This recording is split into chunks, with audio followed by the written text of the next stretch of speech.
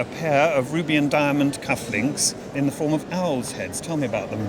Well, I didn't know they were ruby and diamond to start with. You didn't? No, I didn't. Well, that's a very, very good start then, isn't it? It is rather, yes. And we all want to know who they belong to. They belong to my husband, and I bought them for him as Did a you really? birthday present. Well, what a brilliant thing. So gold and silver and rubies and diamonds, and I guess they date from about 1910, something like that.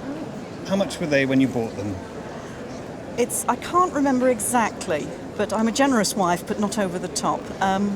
About £300, I think. £300. Well, everybody would want these, I think. They look fantastic on a cuff. husband likes them. They're not too noisy and they're not insignificant and very desirable. And I'm going to value them at £1,250. I think I deserve brownie points for years. You do? Do you drink tea out of this?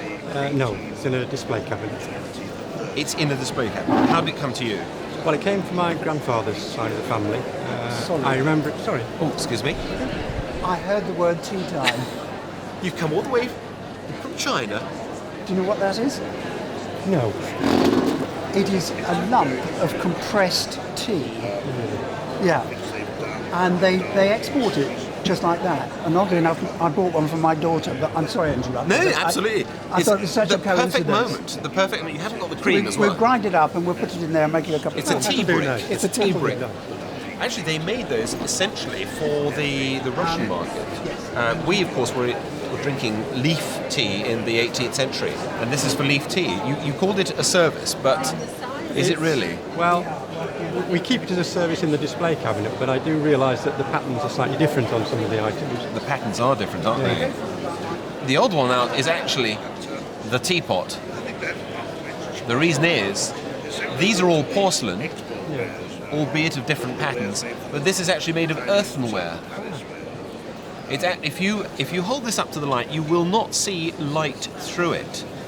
It is earthenware. Let's just do that. You see, Yes, nothing coming through at all. This is a pottery body, but it's a very beautifully made piece of pottery that is actually imitating contemporary porcelain. The porcelain may have been made in Staffordshire, probably was made in Staffordshire, maybe at a factory called New Hall, but this earthenware teapot could have been made in a number of places. Liverpool is a possibility. Staffordshire, Yorkshire, they all produce this sort of wonderful pearlware, and I do like that swan on top. Isn't that pretty?